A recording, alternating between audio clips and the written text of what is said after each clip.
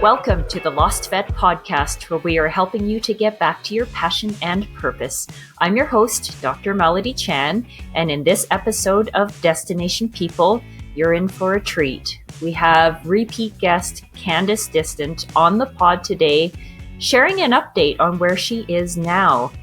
In season 2, episode 9, we visited about her transition from being an RVT to a brand new practice manager of 2 veterinary practices. And it's worth listening to that episode first if you haven't, and then listening to this one to understand what's changed since we spoke to her on that episode. If there's one thing that I can say to sum up our conversation, it's that Candice really epitomizes that growth mindset. Have a listen. Just a quick note. The Lost Vet Destination People is a podcast focused on supporting the people side of veterinary practice. The insights and discussions shared here are for informational and educational purposes only and do not replace professional advice tailored to your specific situation. Please consult the appropriate professionals when needed. Now on to the episode. Candice, welcome back to the podcast. Hi, nice to see you. Yes, always nice to have you along. Last time we spoke, and this was sort of one of the focus in our episode 9 with you, was talking about your transition from an RVT to being a practice manager. Mm-hmm. And when we spoke at that time, you were managing 2 different practices, yes, and you were brand new to the role. Yes. And so maybe for our audience, just set the stage then of what that looked like, of what you walked into going from RVT, and then what was it for these 2 practices? What did they actually look like? So I started off, I jumped the leap of management, and there was an opportunity with 2 hospitals, and there was one hospital with a history of the 3 doctors who essentially opened their own practice a year beforehand. And it was just kind of abandoned, essentially. And I was really intrigued by that because I was really excited for that clinic to just kind of have the rebuilding challenge of that. I like to have my baskets full and take all the challenges that I can, I guess. And that was really intriguing for me as a brand new, inexperienced manager. Yeah. And then, the other one as well. And the other one, was great in the beginning. And there was a little bit of turnover kind of when I started and stuff. And, and it was crazy. And it was essentially rebuilding 2 hospitals at that time. When I managed both of them, it was a rebuild of both of them. So, yeah. The walking into an abandoned clinic, you talked about the rebuild and that idea of having that ability. Tell me more about that. What was it that intrigued you about taking on that? I think because I've had so many experiences in my career of seeing either poor management or poor leaders that really kind of affected the team, and I was so mesmerized by the idea of having something that's like a clean slate.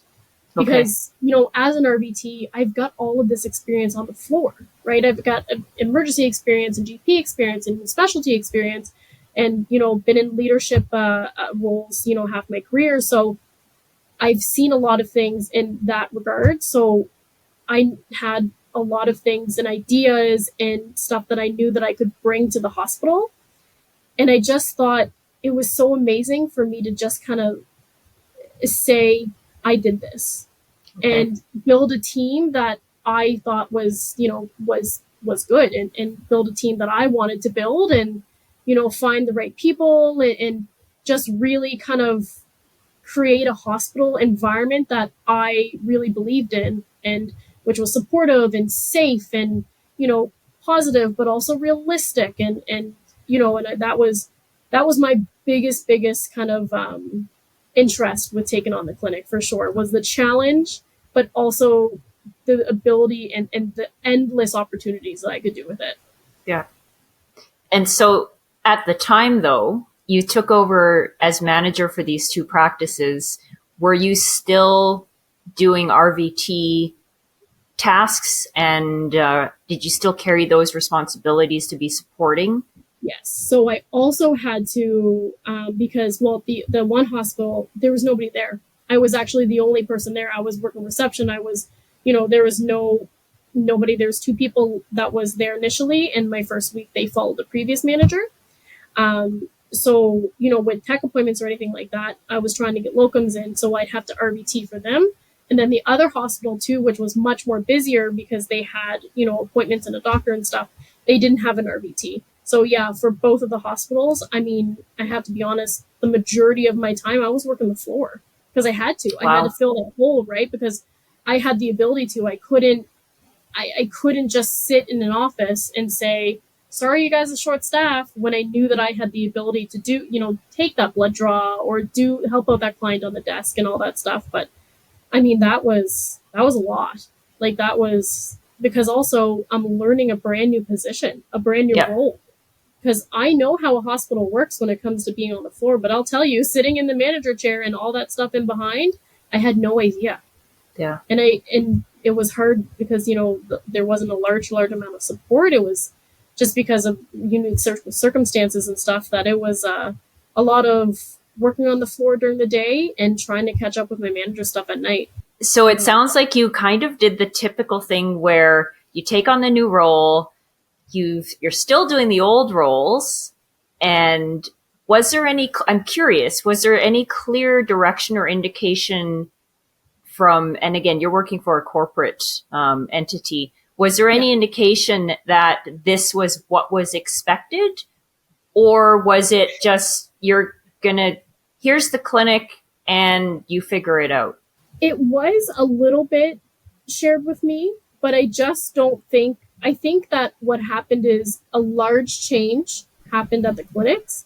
And then I feel like the domino effect kind of occurred. So I think that there was some preparation because I knew about the situation about the hospital that was abandoned. I knew about that. That was, it. But the other hospital, I think, was the one that kind of was a bit of a surprise. And then that kind of led to one thing and the other. So I definitely wasn't prepared for it. That was definitely not a preparation for sure. But also, I don't think that we would have been able to prepare because I feel like it happened so fast that one thing led to the other. And so how long were you in that situation then where there's like no one at the one clinic, you're the only person, and you're still trying to manage both spaces? So it was about a few weeks that I was the only person at one hospital. Okay. And then it was probably about maybe a couple months, and then everything kind of happened at the other clinic where like the remaining people kind of like teetered off and moved on and followed the previous manager and went in different opportunities, which is, that's fine, whatever. Yep. But so then that was the time that I really did a lot of the RVT work. And I would probably say like 5-6 months of me working solely as the RVT for both hospitals, doing tech appointments, like trying to get locum shifts to fill as much as I can, but having to manage the locum shifts for both hospitals because they need an RVT and I'm the one human being. So I had to the scheduling was definitely complicated, and it was not easy. Like I'm going to be realistic. It was super incredibly challenging. Tell me about your mindset at that time, because it almost feels like to me you were just in that state of, okay, I'm just going to buckle down and this is what needs to be done. And I'm just going to head down and do it. Cause you sound like a doer. Yeah. Did it feel like, okay, this is a bit odd, but I'm just going to keep going until something else happens? Or like, how did you keep, cause 6 months is a long time to be doing all of that. It is. And I think the one thing too, when there was like the turnover, like the one thing that hit me first was that, oh my God, nobody gave me the chance. I was really heartbroken. I was like, I'm not good enough, blah, blah, blah.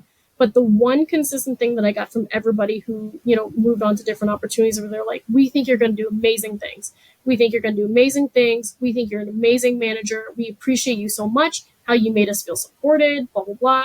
But they're like, we just have to move on. And I was like, you know what? I respect that. I understand that. thank you for being honest with me. I just wish you the best. Mm-hmm.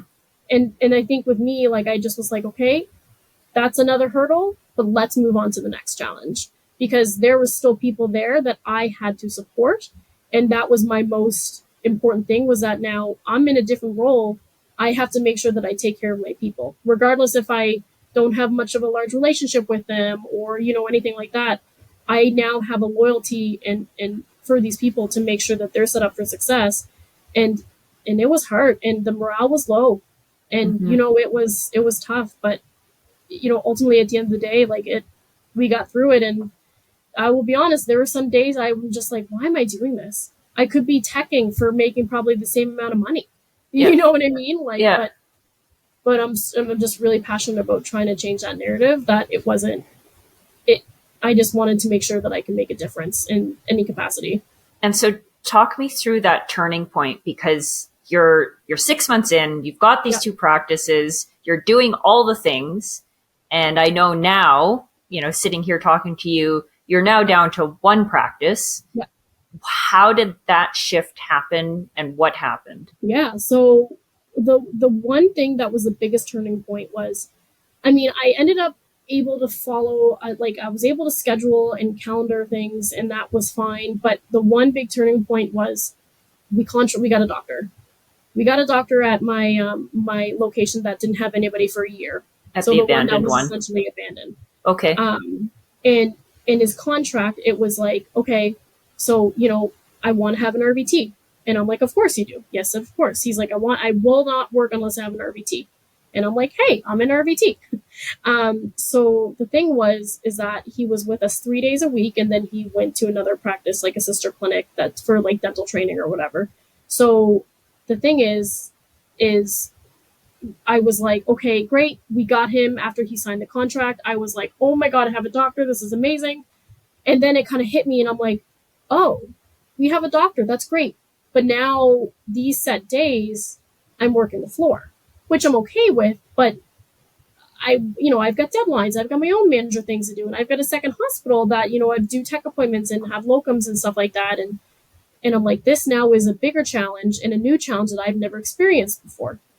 And my boss said, I said, what about this other hospital?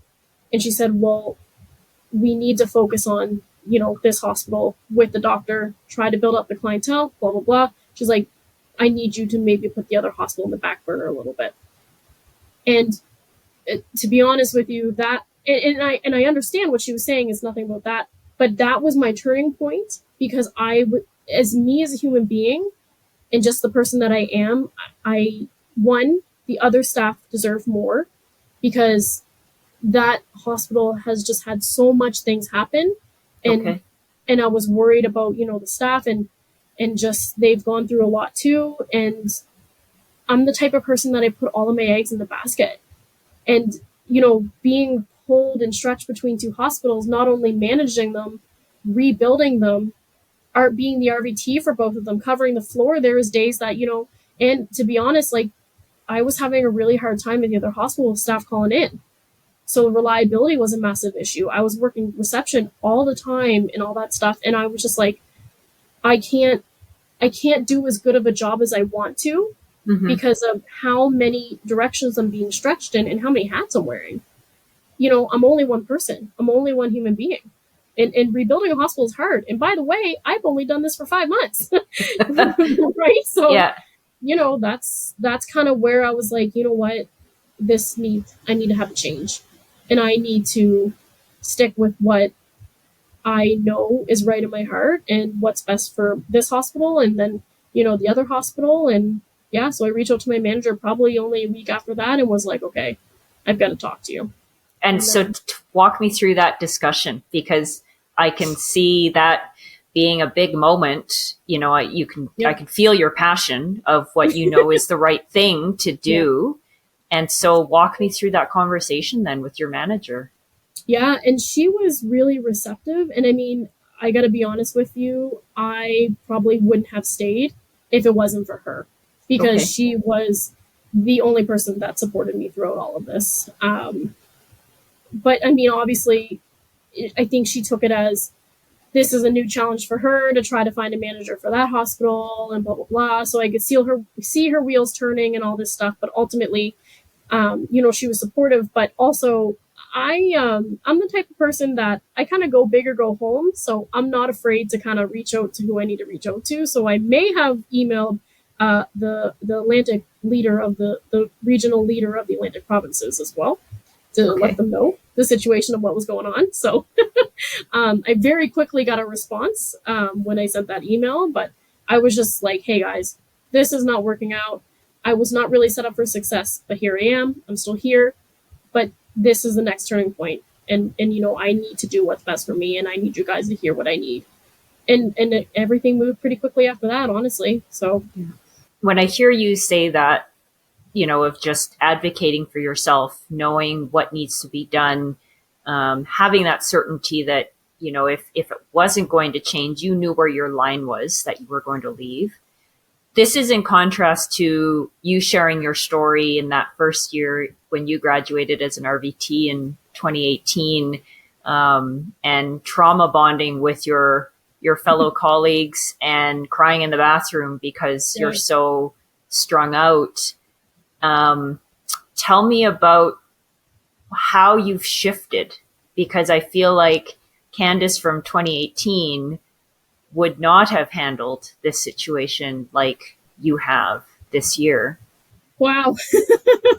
Yeah, I've never really thought about that. But yeah, I mean, there's been a massive amount of growth that I feel that I've taken. And no, absolutely not. I wouldn't have said anything. And like that Candice from 2018, I would just stay in the bathroom and cried. I mean, like, I was bullied. Like, there was a person that was bullying everybody at that hospital, and I never said anything.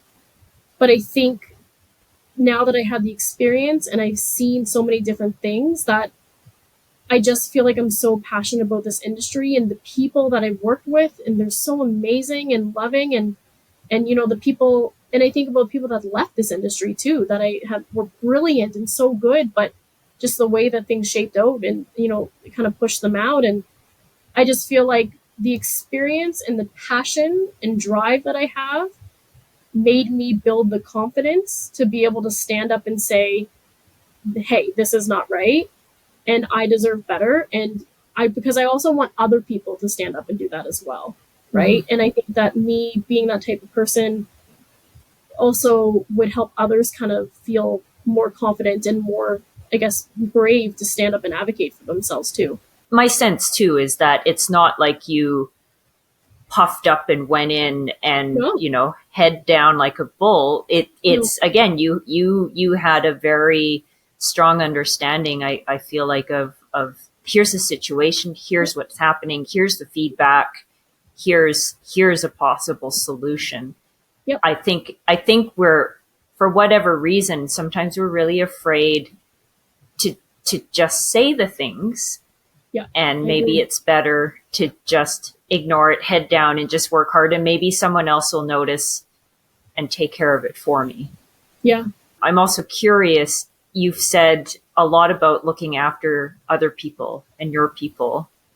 What was actually happening to you that you were noticing in those 6 months where you were pulled in all directions? I was absolutely not my best self. And the thing is too, is that I recognize that I might have shared a little bit more of like toxic positivity, because I was feeling so overwhelmed and stretched, but I knew that I didn't want the staff to see me as that person, as somebody who's overwhelmed, because, if you see your manager who just seems to be like, exhausted and run off their feet, I mean, how much really are you going to, I guess, invest in them and kind of learn from them. But, so I think that I definitely was a little bit more optimistic and toxic positivity in the beginning, because I was like, oh, everything's great, we're all good, blah, blah, blah. But, there's fires everywhere, and there's the house is falling down. But, I'm like, yeah, this is great. But the thing is I think I quickly realized, though, realism is okay. Being realistic about what we do in the situation that we are in is okay. It's how we handle it. Right. Mm-hmm. So, because my thing is that out of everything, the one thing that I said was that the only thing I can control is my attitude, right? I had so many situations that I faced, I had no control over. So the one thing I could at least control, was my attitude. And you know what? Maybe it was, I was doing silly things or laughing around and stuff like that. But that was, I think my biggest thing was just trying to focus on that because, I mean, it wasn't easy. So. And so fast forward to today, you had that conversation with what sounds like a very supportive manager. And I hear that and I understand that because I've had that situation in my professional career too, where having that supportive person who is a manager above you can make all the difference in the world of make or break. Yeah. And so you have this conversation, you're managing to get the wheels in motion to change. And so where are you now? Where did you end up? I'm so curious. Which practice did you choose? Yeah, so I chose the hospital that was abandoned. Okay. I just, there was something about me being the sole person at this hospital, sitting at the desk with my laptop and the desktop, learning how to use the software as I'm on the reception using the software. There's just something about that for those 3 weeks that I've really come a long way. I have a doctor. I have 2 doctors, actually. I have 2 doctors. I have an RVT who is actually somebody that I graduated with and is just phenomenal. I've got, a veterinary assistant too that I also worked with in my career that is also absolutely amazing. And then I actually have a veterinary assistant that I took on. She actually has never worked in the industry before. And she works the desk and she is one of the smartest people that I've ever met. And she caught onto things so fast. And I hate to be that person, but I have a dream team. And I'm so proud of my team. I get goosebumps. I could cry. We are so amazing together. It is such a great environment. And now we're doing surgeries. We're doing our dentals. We're just doing so much. And it's just crazy to think that a year ago, there's nobody here. And, it takes a lot. It's going to take a lot of rebuilding clientele and stuff like that. But, I'm really excited to be where I am today. And to be honest with you, though, if I wasn't an RVT, I don't think I think the route and the path that I would have taken would have been completely different. In what way? Well, because I wouldn't have been able to support the hospitals working the floor as often as it would have been able to, filling that role as an RVT. So, and also half of my team, the people have chosen my hospital because I work with them professionally. So I already had that rapport kind of built up with them. So they knew already how, that this was going to be a good experience because they were able to advocate for me. They knew how I was as a person and a worker and all that stuff. And and now we just, we're really close and we work really well together. It's a small team, but it works. Is there 1 or 2 qualities that you can put into words of what all of you have in common as a team? What is that secret sauce? You know what? I think it's the ability to just be open. I think what works really well is that because we're still learning. We went from a hospital that didn't have any doctors to now I have a full staff. Now we have 2 doctors. Now we're doing surgeries and now we're doing dentals. That was a massive learning hub for all of us because we didn't know how to schedule for that, or we never worked in the new hospital, new team to be able to run all this stuff. So, we had a big meeting and we all kind of chatted about what works, what doesn't work. Let's figure it out. And, if we make a mistake or if something doesn't work, let's just talk about it and then see what we can do different to make it, you know what I mean? Because I think the thing is that sometimes we forget that communication is one of the most important things in this industry. And I think that's definitely one of the things that we have going. And I mean, listen, we're not perfect. We make mistakes. We all make mistakes. But I think what works well is that we communicate and we just take a moment to just be goofy if we have to and realize that we're lucky to have a really strong team and that we're just lucky. I think it really embodies that learner mindset and growth mindset of having, like you said, you're learning every day. You're learning together as a group. It doesn't sound like there's any egos of needing to one up each other or be better than. Yeah. Sounds like a very collaborative group then. Yeah. And that's my goal, because I don't really believe in a hierarchy. I've worked at hospitals where, like, you have your vets, you've got your techs, you've got, your CCS. And to be honest with you, the people up front, they're the face of the hospital. That's one of the most important roles, right? So I've worked at clinics where you have those hierarchies, and you've got the departments and the zones in the hospital are so separate and segregated. And it's just, I really wanted to make sure that was absolutely not a case. And for example, my receptionist, she, I cross-trained her. Like, I made sure cross-training was important for her, because to be honest with you, working reception all day, every day, like, I mean, I wouldn't be able to do it as an RVT. Like, that's an amazing skill to have, and that's really hard. So I wanted to make sure too that being cross-trained, which is not much extra work, and it's also just going to help everybody in the long run. So she's cross-trained, helping out with the lab, restraint, medications, all that stuff. So it is really collaborative. I think there's a magic in that. I think the, like NASA and the astronauts, they do that too, in that everybody has an understanding of everybody else's role. Yeah. And so that approach, I applaud you, of just making sure it gives people empathy. And so again, you move people around. Like, I know at NASA, like the astronauts, some of them they all have to work through the different roles that help support an entire space mission. And so you're adopting that idea also, like, not only just to not have work fatigue, but I think also if you've got other people, if you're just cross training with your front end crew, not a bad idea to have everybody rotate through that at some point, right? And just know, oh, this is what that team has to manage, or, how do we all communicate when we have to be facing the front? I laugh a bit because I know as veterinarians, we don't always get that opportunity. I've worked in small enough practices where I have had to do all of it. But I've been in larger practices again where vets have never done that, and they go up front, and if somebody comes up and asks for something, it's deer caught in headlights, and they're like, absolutely. I don't know, just hold on. I'll be right back. That's so true. It is so true. I've seen that. That's so funny.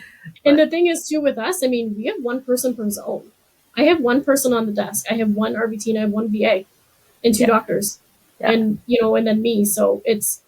And like, for example, when my receptionist, like when she goes on break, my RVT will cover the desk. Yeah. So it's just, I think that's important. I think that's important for us all to be, on the same page with that. And there's just that ability again to cover. So you're not just one person deep. I think that was one of my main lessons, as an entrepreneur and also working in some startup areas in a larger business, is you're really exposed and vulnerable if there's one person who holds really important skills or information that if they just even step out for 20 minutes, does the team then suffer because you don't have that linchpin person?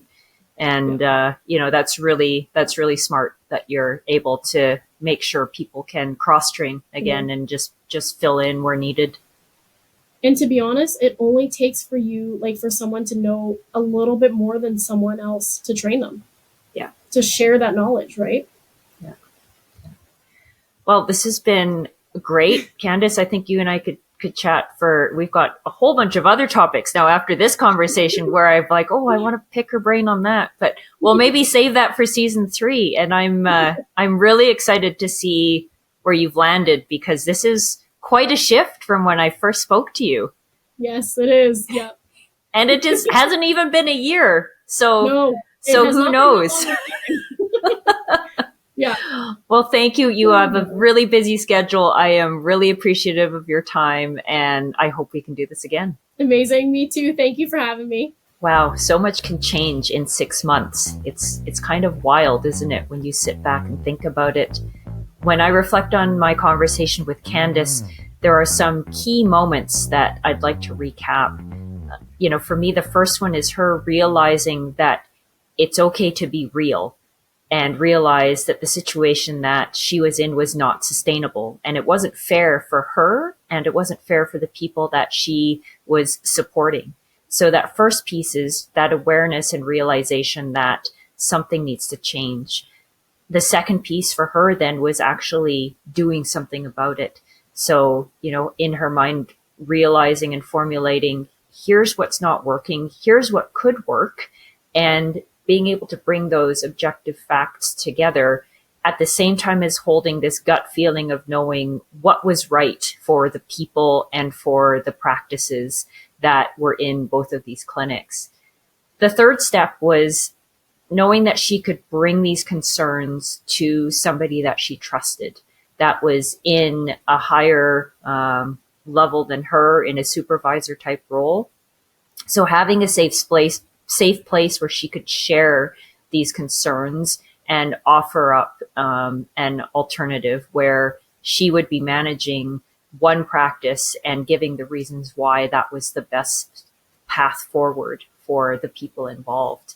And so here we are now, where she decided to be an entrepreneur and build from the ground up the practice that had nobody when she took over as manager. And in my conversation with her, I really get that sense of a team that has a growth mindset, that communication piece where she says, we're open to sharing as being, it sounds like, a fundamental core value of their team. She shared with me that she said, I know I'm not perfect, and I've told this to the team. And so they want to collaboratively make sure that they can move forward together as a unit. So, I really liked her tidbits too of cross training and allowing people to move around to different roles in the practice. I think that's great. We also bonded early on about not having a hierarchy in a practice. And again, I think that is a wonderful way to operate within a team environment where everybody can learn a little bit from each other. And again, you just derive so much more empathy from one another when you've actually worked or walked in their shoes. I hope you have enjoyed this season of The Lost Vet Destination People. Thanks for tuning in. Lots of great ideas, lots of stories shared, and I hope that you have gotten as much out of it as I have interviewing our guests. Until next time, thanks for listening.